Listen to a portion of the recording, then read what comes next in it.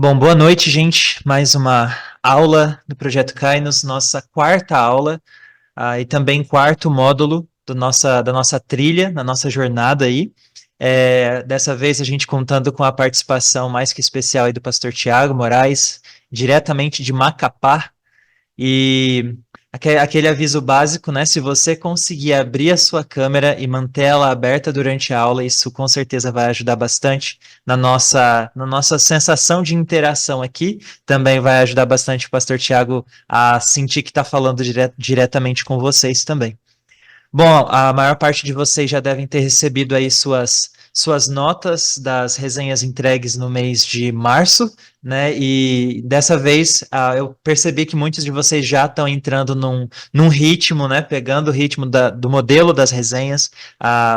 O nível das resenhas foram ainda bem melhores do que dos outros meses, e parabéns por isso, aqueles que ainda não entregaram, né? Que vocês possam aí conseguir se administrar no cronograma de vocês para entregar essa resenha também. E sem mais delongas, né? Passar a palavra para o pastor Tiago, que vai falar sobre esse livro aqui, A Treliça e a Videira, que é o nosso livro do mês de abril. Então, se você já iniciou a leitura ou ainda vai iniciar a leitura, com certeza essa aula vai servir aí como uma bússola para você, para destacar os temas principais, o que deve ressaltar aos seus olhos durante a leitura. Então, que Deus abençoe vocês durante esse módulo e que Deus abençoe o pastor Tiago também durante essa aula. Fica à vontade, pastor. Certo, Felipe, muito obrigado. É uma alegria para mim estar com esse grupo aqui. Estou feliz com o projeto. Creio que Deus tem abençoado e tem feito a diferença na vida desses jovens, dos participantes aqui. Gente, é uma alegria para mim falar sobre esse livro, sobre esse tema, que tem me ajudado muito mesmo no meu pastoreio, no ministério que eu realizo aqui na Igreja Evangélica dos Irmãos do Pacoval, em Macapá. Então, eu tenho o livro aqui, A Treliça e a Videira, e eu não sei se vocês sabem, mas eles lançaram o Projeto Videira. Esse é o segundo livro aqui, porque quando terminou o primeiro, quando eles escreveram o primeiro, a pergunta que veio no final de tudo é como é que eu faço para implantar essa visão com a igreja local. E aqui eles desenvolveram, não é um pacote fechado, né? Mas um treinamento, ajudando no passo a passo ali como implantar essa visão, essa cultura de discipulado para a igreja. E depois eles lançaram agora, o mais recente é Conduzindo Pequenos Grupos. E nesse livro eles trabalham a visão dos pequenos grupos e como isso é importante, como o pequeno grupo é importante para o desenvolvimento da igreja e o discipulado na igreja. O objetivo, como eles colocam no livro, é o crescimento de pessoas e como o pequeno grupo ajuda nisso. Então, vamos entrar aí na aula e eu preparei aqui um cenário para a gente conseguir aí, de fato, compreender a tese do livro e fixar bem aí na nossa mente qual é a ideia dos autores. Eu vou compartilhar minha tela aqui e vou colocar os slides. Deixa eu ver aqui. Acho que está tudo em inglês aqui para mim. Tá ok? Apareceu minha tela aí? Sim, Beleza? sim, tá aparecendo. Agora eu preciso. Isso. Ok. Aí está. Então vamos lá. Livro A Treliça e a Videira. Falei com o pastor Felipe, a gente vai olhar mais diretamente hoje até o capítulo 4, porque é onde ele desenvolve bem aí a tese do livro. E aí o que ele diz, deixa eu só dar uma diminuída aqui na minha tela, ok. O que ele coloca aí é tese que ele desenvolve aqui é: as igrejas são uma mistura de treliça e videira. Vamos aí. Vamos orar, pedir a direção do Senhor aí, vamos pegar firme aí nesse conteúdo. Pai, obrigado por esse tempo juntos, com esse grupo especial aqui. Pedimos que o Senhor nos dê compreensão, entendimento desse tema que é tão importante, tão necessário para a tua igreja, para cada discípulo do Senhor Jesus. É no nome do Senhor Jesus Cristo que oramos. Amém. Amém. Gente, então, ele começa aí, ele vai defender nesse primeiro capítulo que as igrejas são uma mistura de treliça e videira. E aqui eu tenho duas treliças aqui, e a treliça é essa estrutura que sustenta essa planta. Tem um lado aqui, uma que está vazia, se você observa ali, tem um vaso de planta ali embaixo, onde possivelmente vai ser plantada ainda algum tipo de planta para crescer nessa treliça. E do outro lado aqui eu tenho já uma bem com a planta que já cresceu bastante. E eu preparei aqui um cenário para mostrar bem isso aqui. A gente vai daqui a pouco olhar para esse cenário com mais calma. Mas a ideia é que quando você vai plantar, no caso, as uvas aqui, você vai ter uma videira, você precisa de algo que vai dar sustentação para ela. Você precisa de uma certa estrutura. E essa videira vai crescer nessa estrutura. E a ideia é que, com o tempo, com o investimento na videira, essa treliça ela vai até subir, vai chegar num ponto de desenvolvimento, de crescimento que ela quase não aparece, porque o grande objetivo é esse, não é fazer uma treliça crescer, mas é fazer a planta que está ali crescer, desenvolver e frutificar. A ideia é essa. Então, ele diz que as igrejas são uma mistura de treliça e videira. Então, a igreja ela precisa de uma certa estrutura, e essa estrutura ela vai servir para dar sustentação a essa videira, essa planta que vai crescer, vai frutificar ali. Então, ele coloca que a treliça é a estrutura e a infraestrutura da igreja para, para se obter, nutrir e manter a membresia. Então, pontuando primeiramente aí a treliça, é a estrutura e a infraestrutura da igreja para se obter, nutrir e manter a membresia. Então, o alvo aqui é a membresia da igreja. O alvo são as pessoas. Mas essa treliça é a estrutura e a infraestrutura da igreja. A treliça está aqui e a vida dessa igreja deve crescer, e essa treliça vai dar esse suporte para esse crescimento. Mas lembre-se sempre, o alvo é pessoas. É essa vida que vai se desenvolver. Então, quando ele fala sobre a videira, ele fala que é a membresia, são as pessoas ganhas, capacitadas e nutridas em Cristo Jesus. Então, deixando bem claro aqui, a treliça é a estrutura e infraestrutura da igreja. É aquilo que nós temos, a gente tem. Vamos pensar o que seria a estrutura da igreja aí. Vou deixar vocês falarem um pouquinho, né? O que seria a estrutura da igreja? A estrutura e infraestrutura da igreja, que é, no caso, a treliça aí. Quem quer falar? Os ministérios. Os ministérios. O que mais? A própria diretoria da igreja, diaconia, etc. Certo. Então a gente tem uma estrutura. Por exemplo, eu estou numa estrutura aqui. Tem o prédio da igreja, tem aqui o meu escritório, eu tenho toda uma estrutura aqui, e isso me ajuda no trabalho que eu desenvolvo. Mas é estrutura, é um prédio. e muitas outras coisas que envolvem isso. Mas o alvo, o grande alvo, é que isso sirva às pessoas, à igreja, para que pessoas sejam de fato ganhas, capacitadas e nutridas em Cristo Jesus e possam, como discípulos de Jesus, avançarem, crescerem, amadurecerem na fé. Esse é o grande objetivo.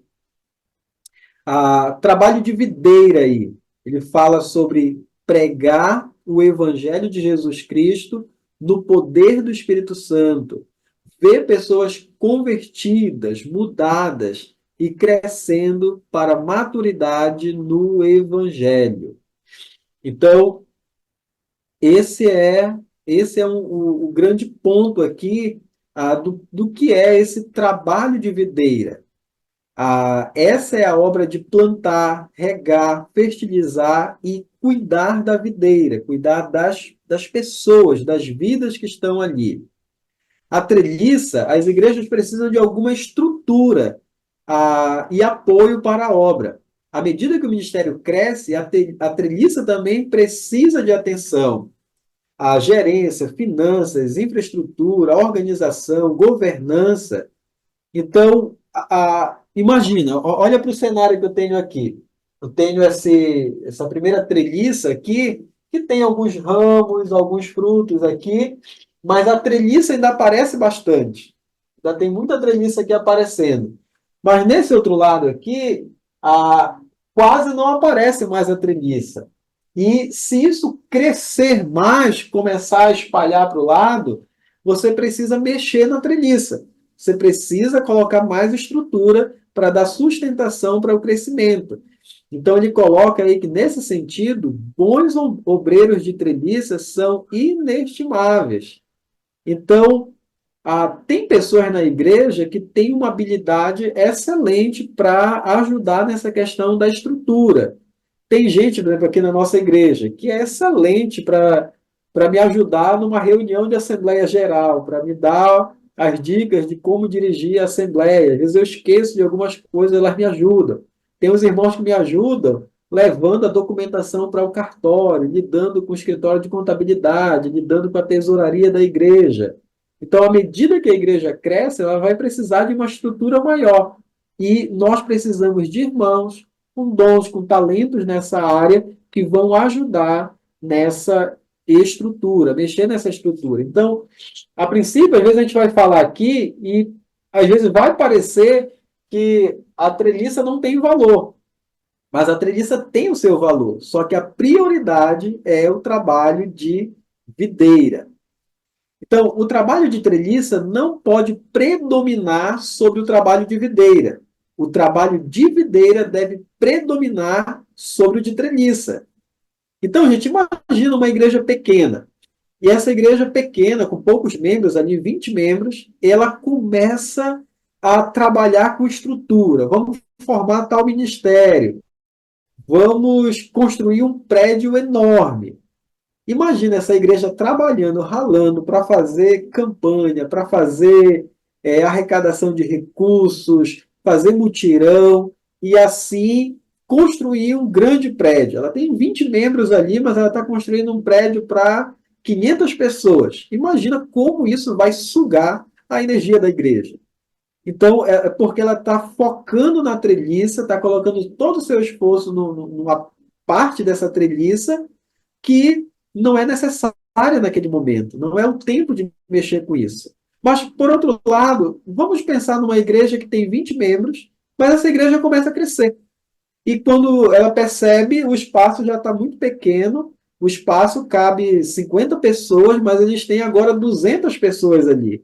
É hora, certamente, essa igreja já deve estar fazendo 2, 3 cultos no domingo, é hora de melhorar a estrutura, comprar um terreno maior, ou se tem um terreno e o espaço é pequeno, realmente trabalhar para construir um prédio maior que vai acomodar as pessoas que estão chegando lá. E com esse crescimento, tem 200 pessoas chegando, faz um prédio para 400 e deixa Deus agir, e o trabalho crescer, o trabalho desenvolver. E à medida que ela cresce, ela vai precisar de determinados ministérios, vai precisar de novos trabalhos acontecendo ali. Mas o ponto aqui é esse, que o trabalho de treliça não pode predominar sobre o trabalho de videira. Tem que investir na videira, ver as vidas desenvolvendo, as pessoas chegando a Cristo, pessoas amadurecendo na fé, e à medida que a treliça, que a videira cresce, vamos adaptar a treliça, vamos mexer nela. Vão aparecer necessidades. Por exemplo, uma igreja que tinha só alguns adultos ali, de repente essa igreja cresce, os jovens começam a casar, começam a ter filhos, e aí antes você tinha nessa igreja 5 crianças, agora você tem 50 crianças. Aí a igreja vai precisar pensar no ministério, uma estrutura para essas 50 crianças e para mais que vão chegar. Mas o ponto é esse. A prioridade é a videira, a vida das pessoas. E à medida que o trabalho cresce, vai se criando mais estrutura. E aí, partindo desse ponto, desse entendimento, a gente vê aqui que, então, a igreja, como ele falou, é uma mistura de treliça e videira. Precisa de estrutura, mas a prioridade ali é a vida. E, gente, essa igreja deve crescer, deve desenvolver no ponto em que a estrutura começa a sumir. A estrutura começa a sumir ali de tanta vida, de tantos ramos, de tanto fruto que está se desenvolvendo ali. E aí, nisso, nós entramos no segundo capítulo, que ele fala sobre essa mudança de mentalidade de ministério. Então, a partir desse ponto de que a prioridade é a videira e não a treliça, nós precisamos pensar o que fazemos na igreja, pensar a mentalidade de ministério e, de fato, começar a trabalhar mudanças necessárias para o desenvolvimento melhor dessa igreja. Porque, gente, ele fala nesse primeiro capítulo que a nossa tendência é o trabalho de treliça. Nós temos uma facilidade enorme para focar no trabalho de treliça. Quando a gente pensa, eu vou me envolver no ministério da igreja, a gente pensa, não, eu posso ser o tesoureiro, eu posso ser a pessoa da manutenção do prédio, eu posso trabalhar na secretaria da igreja, eu posso cuidar do som da igreja, eu posso cuidar da transmissão, dos slides. Então a gente diz assim, eu estou envolvido no trabalho da igreja, estou participando no ministério da igreja, mas muitas vezes o nosso envolvimento é diretamente com a treliça, com o desenvolvimento de treliça, e não com videira. Por exemplo, vamos falar aqui, gente, o que é mais fácil, como ele coloca aqui no livro, é a gente participar do mutirão no sábado lá, sair de casa, 8 horas da manhã, ir para o mutirão, pintar as paredes, lavar os bancos, arrumar o piso, se envolver nesse tipo de trabalho, ou sair nesse sábado de manhã e encontrar um amigo da escola, um amigo do trabalho, e passar ali 2 horas com ele, falando diretamente, abertamente, o Evangelho de Jesus Cristo, expondo o Evangelho para ele. Ou, se você sabe de um irmão na igreja, de alguém ali na igreja, um amigo seu, que está fraquejando na fé, ou está diretamente envolvido em um pecado, e você precisa sentar com essa pessoa e confrontar essa pessoa, mostrar para ele o erro e trabalhar com essa pessoa, convencê-la do erro e ajudá-la a abandonar o pecado e andar dignamente diante do Senhor. O que é mais fácil? Sendo bem honesto, é mais fácil a gente ir para o mutirão do que ter essas conversas difíceis, do que sentar com alguém e expor o evangelho, do que encontrar uma pessoa toda semana ou de 15 em 15 dias para um discipulado pessoal. Então, é muito mais fácil, a gente se consola dizendo, estou envolvido no trabalho da igreja, mas quando nós estamos envolvidos apenas em desenvolver a treliça, e não em nutrir, regar, cuidar, fertilizar ali a videira mesmo, investir na vida de pessoas. Então, a nossa tentação, a nossa tendência forte é, de fato, ficar focado na treliça. Então, aí ele propõe essa que ele chama de mudança de mentalidade de ministério. E eu quero passar com vocês aqui sobre elas. Eu vou comentar um pouco mais as primeiras e as últimas, eu vou bem rápido ali, porque já é algo, algumas coisas já bem que eu posso dizer assim que é mais para o pastor pensar. Eu vou aqui nas primeiras, eu vou comentar um pouco mais. Ele coloca assim: a, as estruturas não fazem o ministério se desenvolver, assim como a treliça não dá crescimento à videira. A maioria das igrejas precisa fazer uma mudança consciente do estabelecimento e manutenção de estruturas para o crescimento de pessoas que são discípulos, que fazem discípulos de Cristo. E aí, ele coloca o primeiro aqui, a primeira mudança, do realizar programas para edificar pessoas. Gente, geralmente, quando a gente pensa o planejamento da igreja, geralmente a gente começa com a manutenção dos programas. Por exemplo, em setembro aqui na igreja nós temos uma assembleia onde nós formamos a comissão de indicação. E essa comissão começa a trabalhar para ver quem vai continuar no ministério tal, quem pretende começar a trabalhar no ministério tal. E a gente pensa sempre o ministério, pensa sempre na estrutura que nós já temos. E teve um ano aqui na igreja que ninguém queria participar do ministério de acampamentos. Eu disse, gente, se ninguém quer, não vai forçar a barra. A gente acaba o ministério de acampamentos aqui na igreja. Ou, se entendermos assim, a diretoria cuida disso. Mas a gente não vai forçar pessoas a entrarem no ministério porque tem aquele ministério. Se não tem gente para trabalhar, não vai sobrecarregar algumas pessoas ali, porque tem que preencher aqueles nomes ali. Porque a nossa tendência é essa, é pensar no programa, na manutenção do programa. E ele diz que precisamos começar pensando nas pessoas e como podemos ajudá-las a crescer na maturidade cristã. Então, ao invés de pensar no programa, é pensar na pessoa. Chegou alguém novo na igreja. Quem é essa pessoa? Quais são as suas lutas? Quais são as suas dificuldades? Qual é a sua história? Como ela chegou até aqui? E eu vou, ao invés de ficar pensando na manutenção do programa, eu vou pensar nessa pessoa. Como é que ela chegou aqui? Qual é o estado dela agora? E como é que eu posso ajudar essa pessoa a desenvolver na sua caminhada com Cristo? O segundo aí, ele fala a mudança do realizar eventos para treinar pessoas. E eu coloquei aqui, no lugar de realizar eventos evangelísticos, devemos treinar os membros da igreja para o evangelismo pessoal e público. Deixa eu compartilhar algo aqui com vocês. Essa primeira foto aí é de 2023 do nosso Festival do Pão. Nós fizemos o seguinte, nós fizemos pela época da comemoração da Páscoa, Semana Santa, nós fizemos o Festival do Pão, num sábado. A ideia era a seguinte, cada família traz uma quantidade de pão, de suco, de café, de achocolatado, e nós vamos convidar os nossos amigos para chegarem nessa noite conosco. Vamos ter várias apresentações musicais e uma pregação de 20 minutos sobre Jesus, o pão da vida.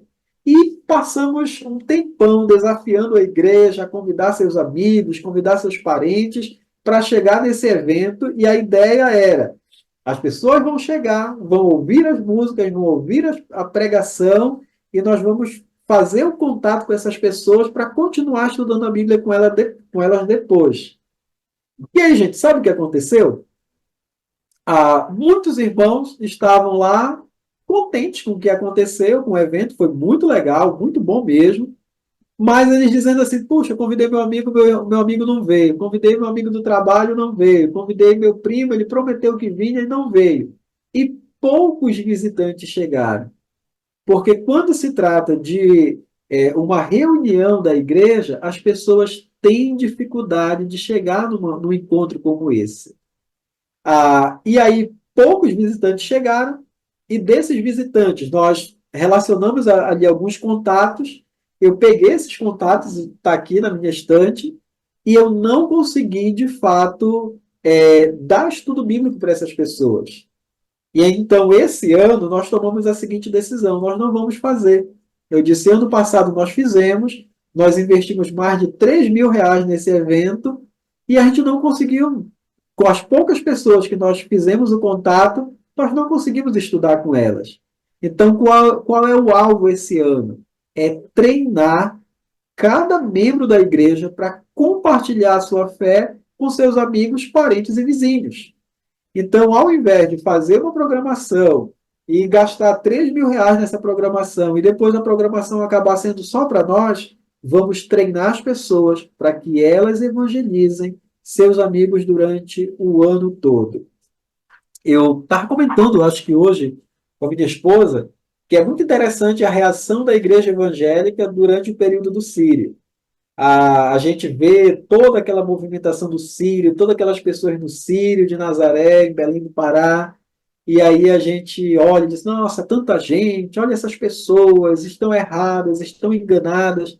Aí eu fico assim, gente, a gente fica o ano inteiro sem evangelizar e depois a gente fica lamentando tanto de gente que está envolvido ali no Sírio, quando a gente deveria era passar o ano todo evangelizando para ganhar as pessoas realmente para Jesus.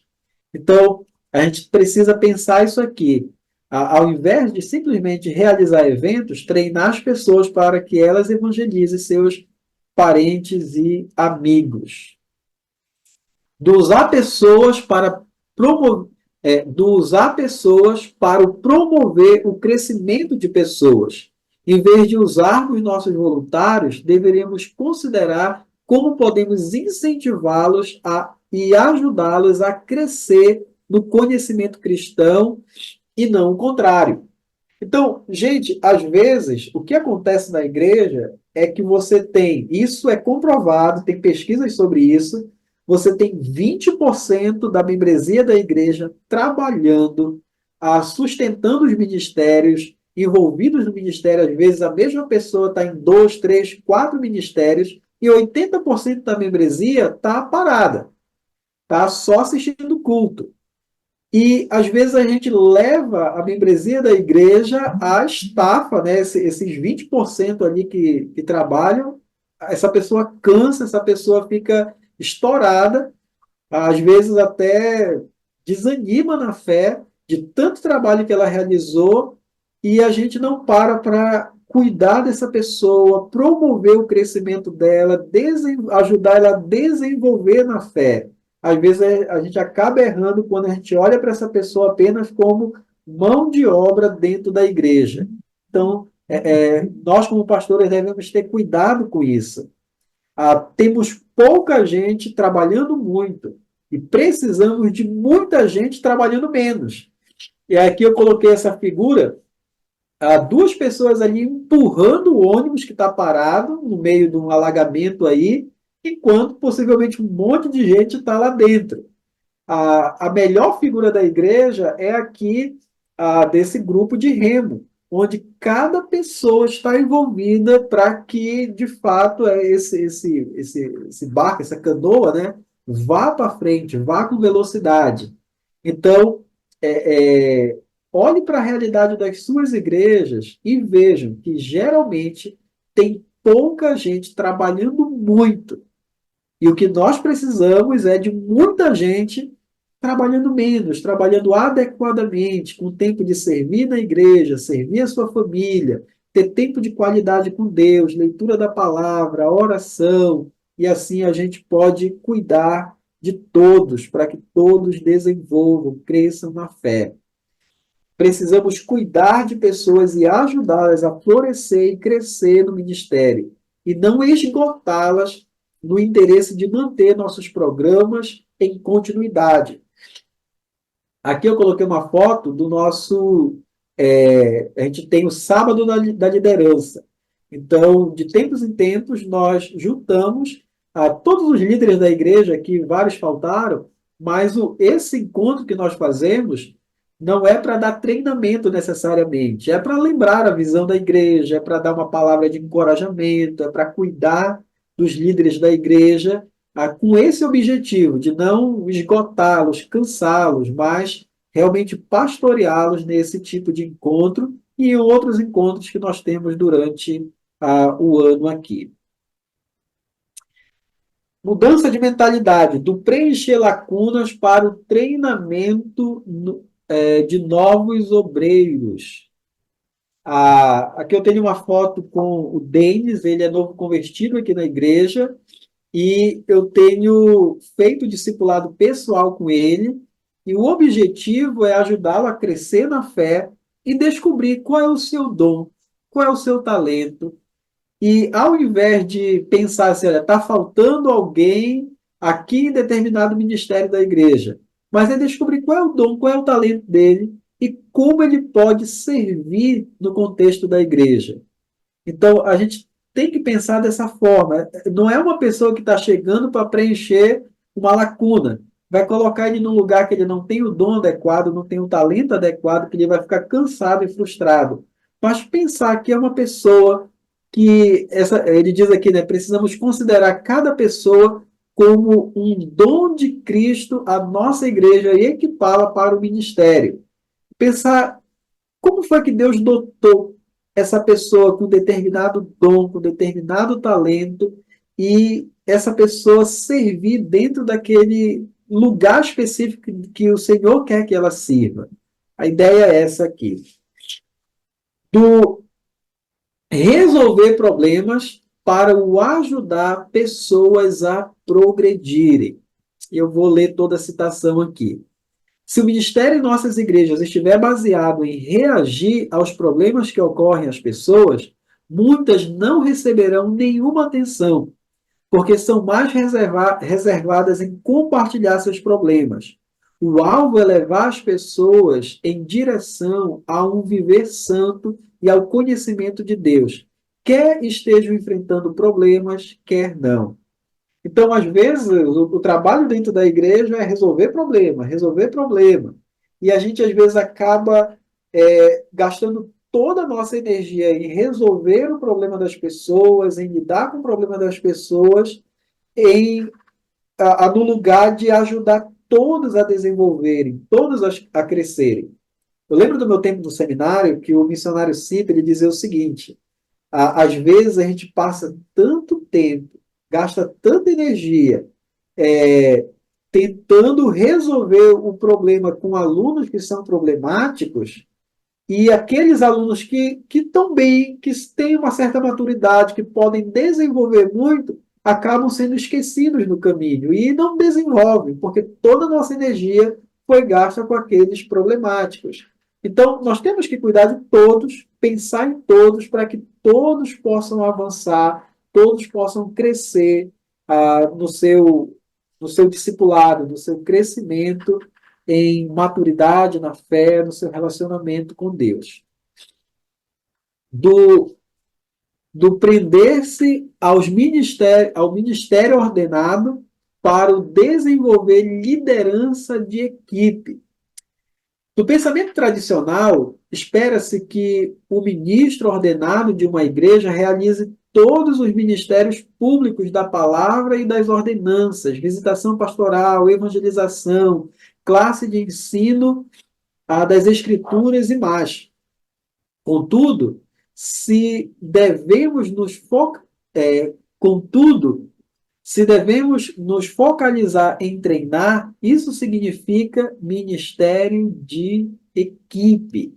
Gente, isso aqui é um ponto que eu tenho trabalhado aqui na igreja, e a gente até adquiriu um livro, aqui, na verdade, 2 livros. Um está comigo e o outro vai passar na mão de cada líder aqui da igreja, que é Equipe Pastoral.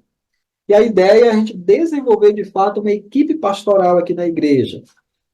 Porque eu sou pastor, mas eu não tenho todos os dons ministeriais, eu não dou conta, tem coisa que não é muito a minha praia. Eu sou mais ligado à pregação, ao ensino, ao treinamento, mas tem outros irmãos aqui na igreja que têm dons que podem abençoar muito a igreja em áreas que eu sou fraco ou em áreas que eu não tenho dons. Então, a ideia é é uma equipe pastoral, uma equipe de líderes que vão ajudar a pastorear a igreja. Eu coloquei aqui a ideia de uma equipe de futebol, um time de futebol, que não é formado só por atacantes. Às vezes o atacante vai se destacar porque ele faz gol, mas ele precisa ali dos laterais, ele precisa ali do meio de campo, precisa dos zagueiros, precisa do goleiro, precisa de cada um fazendo bem a sua parte, e aí o time ganha força, o time se torna realmente forte, competitivo, vitorioso, quando cada um joga na sua posição, quando cada um faz bem a sua parte do time. Então, isso é difícil de desenvolver, por quê? Às vezes a mentalidade da igreja é assim: o pastor ele deve fazer tudo dentro da igreja. E se eu, por exemplo, se tem um irmão que está doente, ou um irmão que está com algum problema, precisa de um cuidado, de uma visita, a expectativa dele é que o pastor visite. Se outro irmão for visitar, ele pode até ser abençoado pela visita daquele irmão.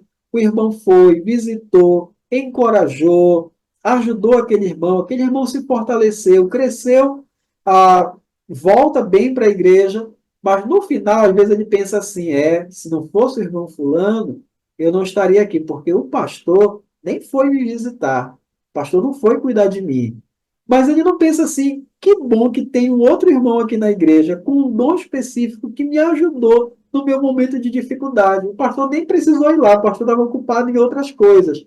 Porque a ideia tradicional é essa, que só o pastor realiza esse trabalho. A gente precisa pensar numa equipe pastoral em que cada pastor desenvolve aqueles dons mais fortes que ele tem.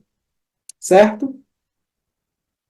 Agora eu vou mais rápido aqui. Do focalizar-se em governo de igreja para o formar parcerias de ministério. Então, aqui nesse ponto, ele acaba mostrando que, às vezes, pelo tipo de governo que a igreja tem, a forma de governo que a igreja tem, às vezes isso limita o desenvolvimento da igreja.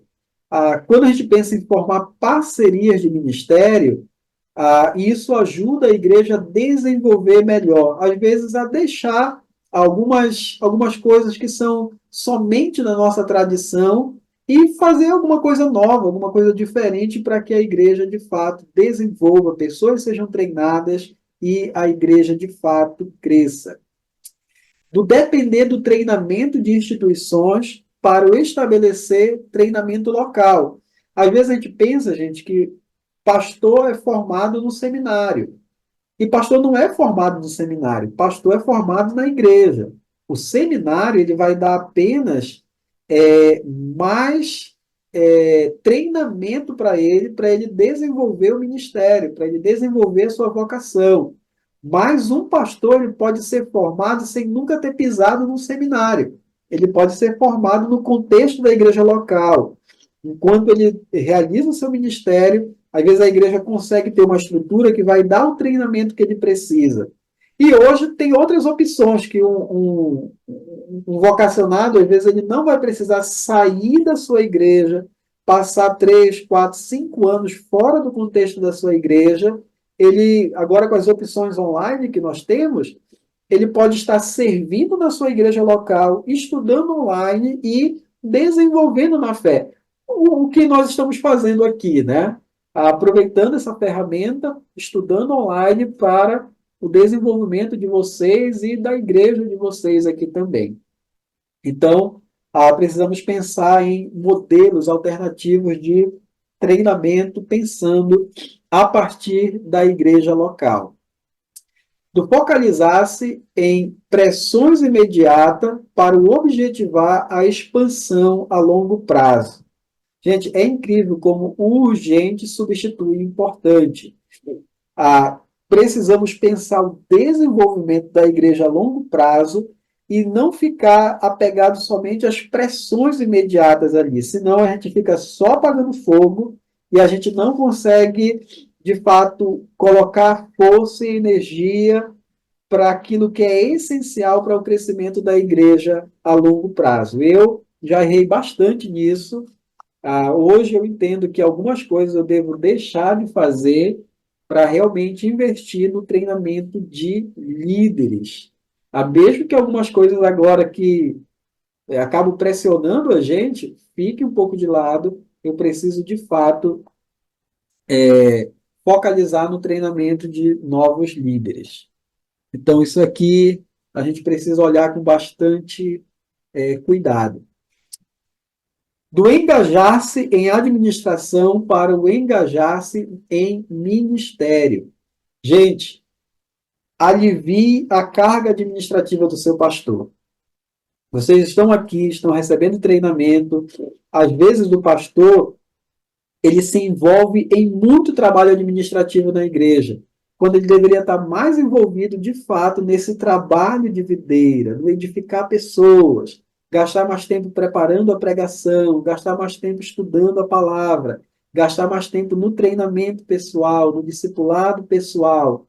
E às vezes o pastor acaba se envolvendo em tanta coisa administrativa e esse trabalho que é mais urgente do pastor fazer acaba ficando sendo negligenciado.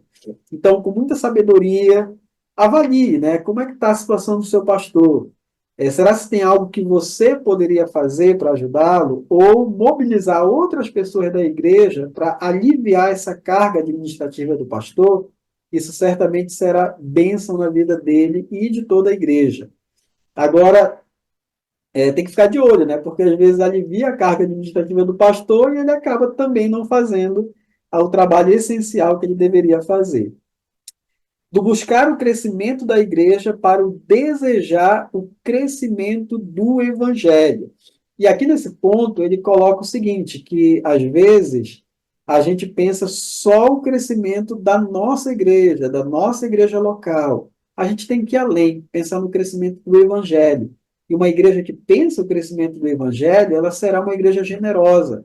Ela vai abençoar outras igrejas. E às vezes ela vai simplesmente treinar líderes ali na sua igreja, desenvolver líderes e enviar esses líderes para abençoar outra igreja, para ir para outra cidade, para ir para missões.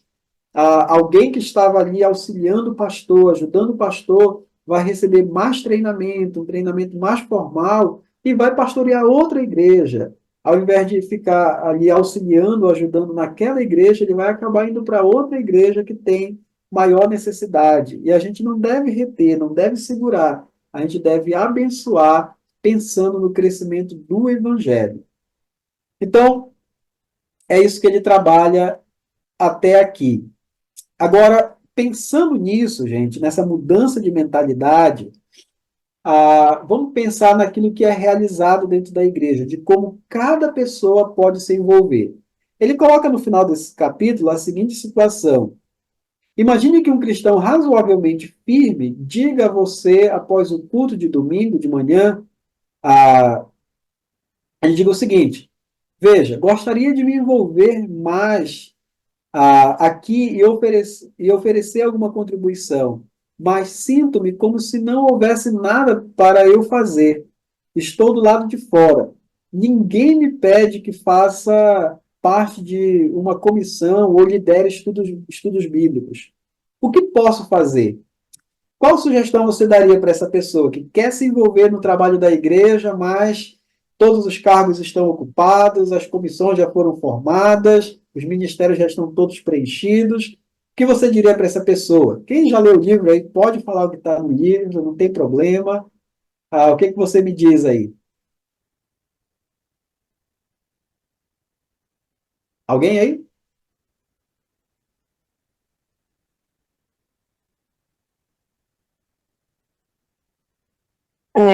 Eu acho que talvez eu primeiramente veria qual quais são os talentos deles dentro da igreja e no que ele poderia trabalhar dentro daquilo que, sei lá, de algum talento dele, mas acho que acompanharia de perto antes também de colocar ele em algum ministério.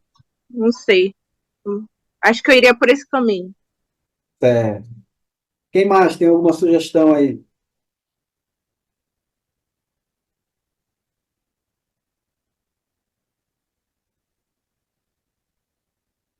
Ninguém mais? Deixa eu falar o que ele coloca no livro, né? Ele fala o seguinte, que numa situação como essa, o melhor dizer para essa pessoa, que já é um cristão razoavelmente firme na fé, é dizer para essa pessoa, olha, você está vendo aquele jovem, aquele senhor que chegou ali, está hoje aqui na igreja? Ele é marido da fulana. Eu não tenho certeza se ele de fato entendeu o evangelho, se ele já compreende a verdade do evangelho. Faça o seguinte, comece a encontrar com ele de 15 em 15 dias para tomar um café, ler a Bíblia e orar com ele. Faça isso. Tá vendo aquela pessoa, aquela determinada pessoa ali? Não tem ninguém discipulando ela. Você já tem certa maturidade. Começa a discipular essa pessoa, senta com ela uma vez por semana, faça um discipulado pessoal ali com ela. Aí essa pessoa ela pode dizer, olha, mas não sei como fazer essas coisas. Não tenho certeza de que sei o que dizer ou por onde começar. Aí a segunda pergunta é, o que você responderia para ela? O que você diz para uma pessoa assim? Você já falou, disse, olha, começa um trabalho pessoal, é trabalho de... Ele não está dentro de nenhum ministério específico, mas ele vai começar a encontrar alguém para ler a Bíblia, orar com essa pessoa, ajudar essa pessoa a avançar. Mas eu não sei fazer. O que você responde para a pessoa nesse caso?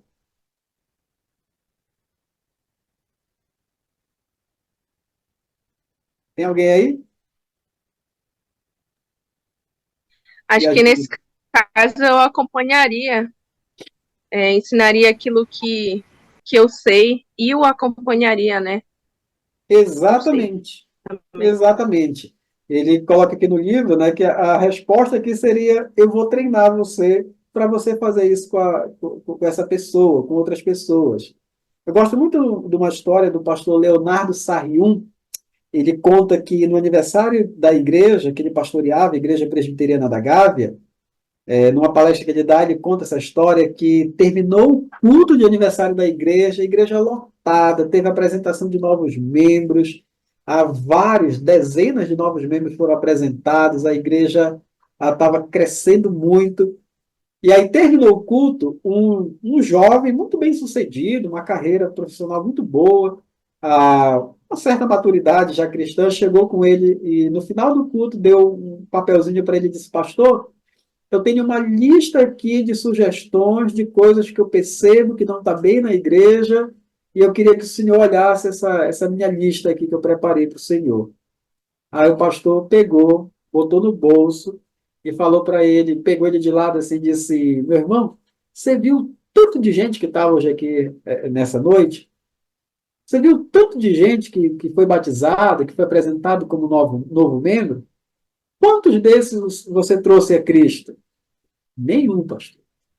Então, eu vou fazer o seguinte: eu só vou ler a sua lista de sugestão quando você começar a fazer um treinamento, vou te treinar para você ser líder de pequeno grupo aqui na igreja. Aí saiu meio sem graça, assim, e aí começaram. Um rapaz muito ocupado, o treinamento era uma quinta-feira, bem cedo, de manhã, 6 horas da manhã.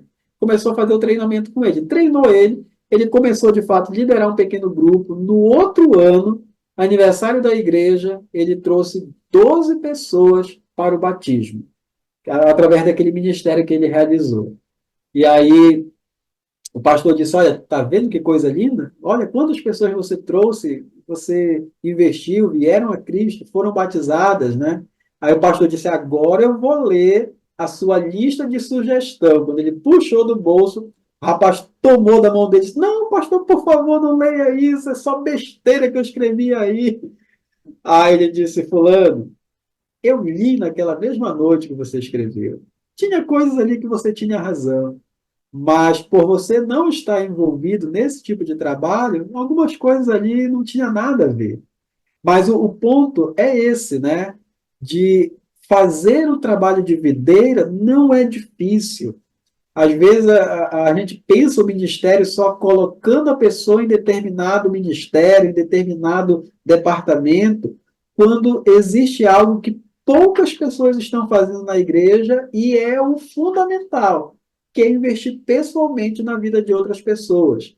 Então, se essa pessoa diz assim, olha, eu não sei como fazer, é hora da gente dizer, olha, eu vou treinar você para fazer. Só que para isso, nós precisamos estar fazendo. Então, talvez tenha pessoas aqui nesse grupo, nessa sala, que não estão fazendo isso. Então, é hora de começar a fazer, crescer em fazer isso e envolver outras pessoas, treinar outras pessoas para fazerem a mesma coisa. Então, isso vai certamente ser fundamental para o crescimento da igreja. Agora, gente, tem um exercíciozinho aqui. Abra seu microfone aí e tem que responder rápido. Diante daquilo que a gente já falou aqui, de estrutura da igreja, de trabalho de treliça, trabalho de videira, vamos tentar identificar aqui o que seria trabalho de treliça e o que é trabalho de videira. Então, eu vou mostrar a imagem para você e você vai rapidamente responder aí, já deixa o microfone aberto, você vai responder rapidamente se é trabalho de treliça ou se é trabalho de videira. Primeira imagem aí. Videira. Pregação. Como? Videira. Videira. Videira. Joia. Aconselhamento bíblico. Videira. Videira. Videira. Certo. Secretaria da igreja. Treliça. Isso. Oração. Oração em grupo. Videira. Videira. Pequenos grupos acontecendo na igreja. Videira. Videira. Videira. Ideia. Então, Treliça. Treliça. cantina da igreja, as irmãs da cantina. Treliça. Isso. Ornamentação da igreja. Treliça. Isso. Tesouraria da igreja. Treliça. Treliça. Falar videira. Treinamento de líderes. Videira. Videira. Então, gente, só para mostrar para vocês aqui o que é trabalho de treliça e o que é trabalho de videira. Lembre-se, trabalho de treliça, a gente não está negligenciando, dizendo que não tem que ter, precisa. Mas lembra daquele ponto, o trabalho de videira deve prevalecer, deve ter mais atenção, mais pessoas de fato envolvidas no trabalho de videira, de edificar pessoas, de cuidar, de ajudar essas pessoas a desenvolverem na fé. Então, gente, o nosso horário, eu já estou 2 minutos aqui fora do horário, já passou. Eu vou tentar ir bem rápido aqui nos próximos slides para a gente finalizar aqui, tá bom?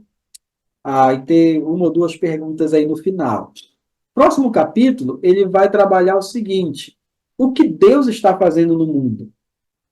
E ele coloca aqui, eu não vou ler o texto para não ficar muito longo, mas no Salmo 80, versículos de 7 a 13, o salmista começa a lembrar aqui a história de Israel.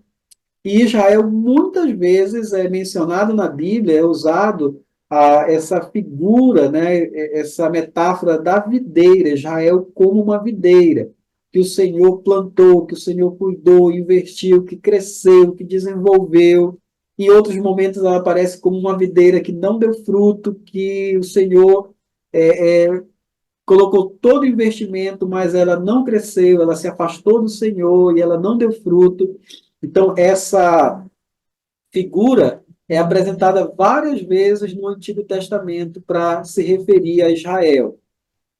E o ponto aí é que, de fato, Deus olha para Israel e pensando na igreja, né, como um organismo vivo. como essa videira que deve crescer, que deve desenvolver. E aí, quando ele coloca aqui o que Deus está fazendo no mundo, deixa eu ver o slide aqui. Ixi, gente, não coloquei o slide aqui. Deixa eu ver se eu coloquei no final aqui. Ah, não, esqueci, acabei me atrapalhando aqui, não coloquei o slide. Mas o ponto aqui, nesse que ele coloca aqui, o que Deus está fazendo no mundo, é que nesse momento, nesse tempo, Deus está reunindo um povo em seu nome, através da pregação fiel da palavra de Deus no poder do Espírito Santo.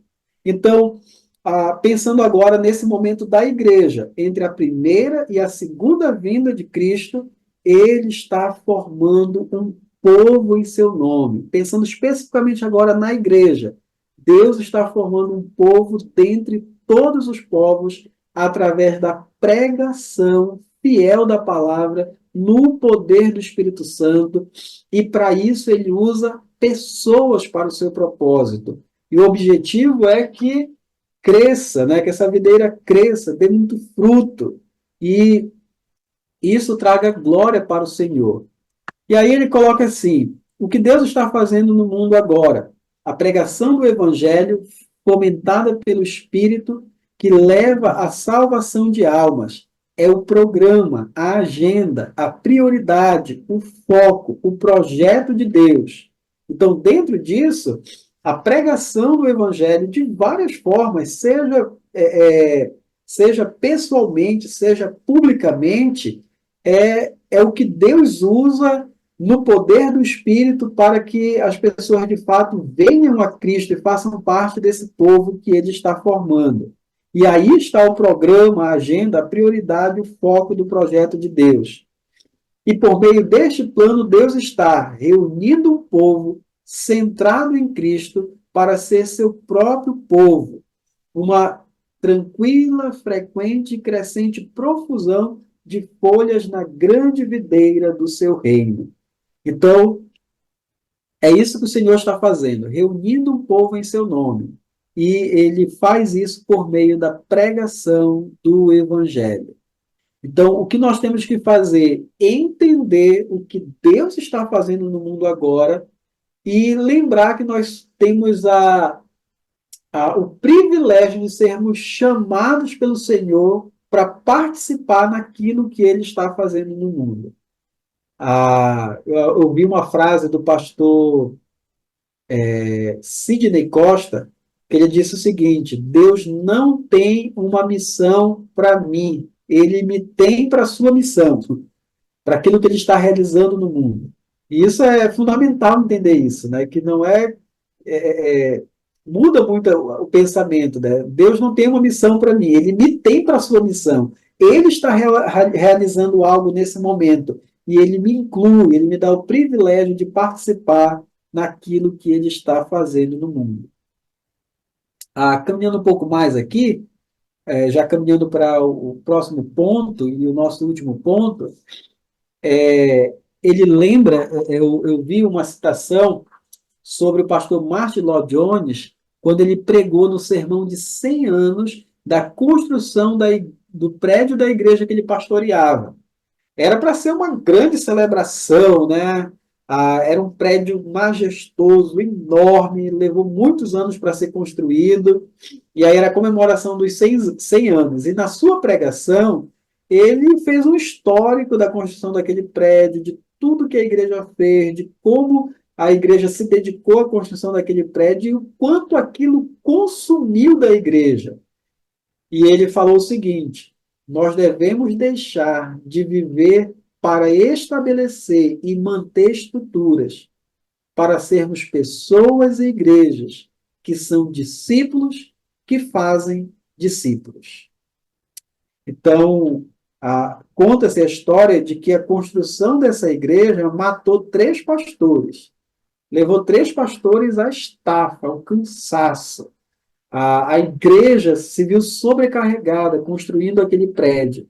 E a conclusão que ele chegou aqui foi essa, né? Que nós devemos deixar de viver para estabelecer e manter estruturas, para sermos pessoas e igrejas que são discípulos que fazem discípulos. Então, a prioridade, gente, é pessoas, é ser um autêntico discípulo do Senhor Jesus e fazer discípulos do Senhor Jesus. A estrutura é o detalhe, a estrutura a gente vai trabalhar conforme a necessidade. Mas quando nós nos apegamos a desenvolver estrutura em detrimento da videira, a gente vai só cansar, brigar e a coisa não vai andar. As estruturas não fazem o ministério se desenvolver, assim como a treliça não dá crescimento à videira.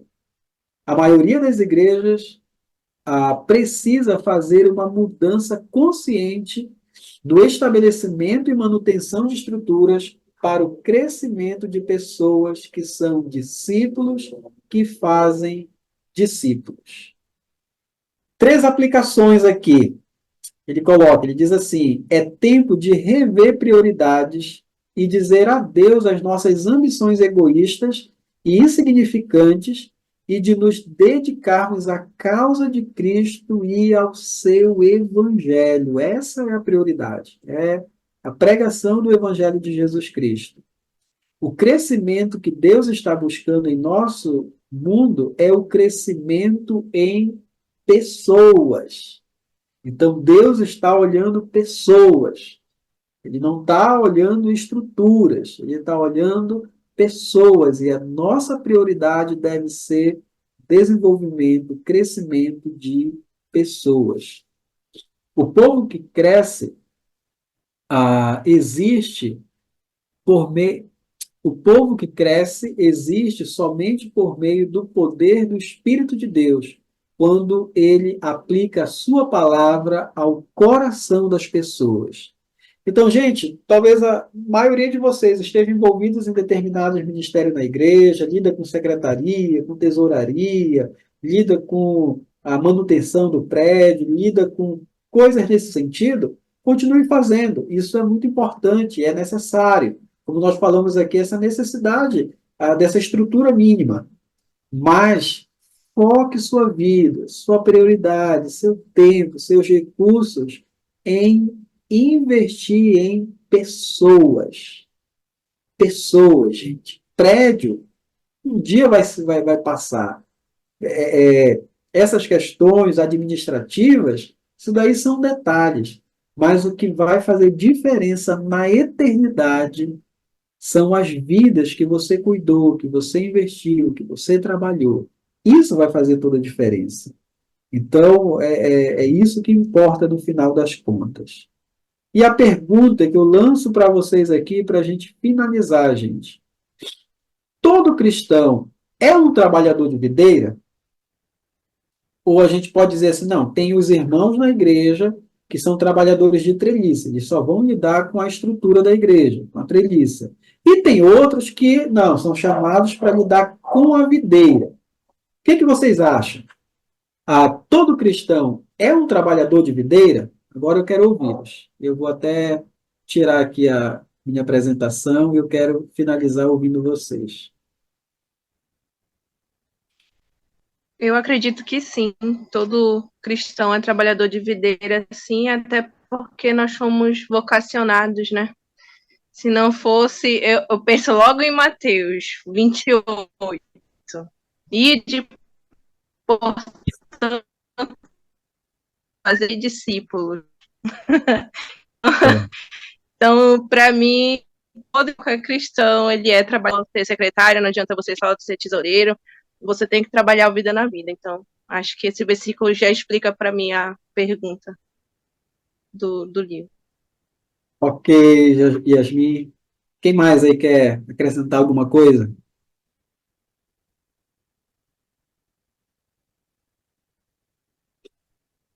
Mais alguém?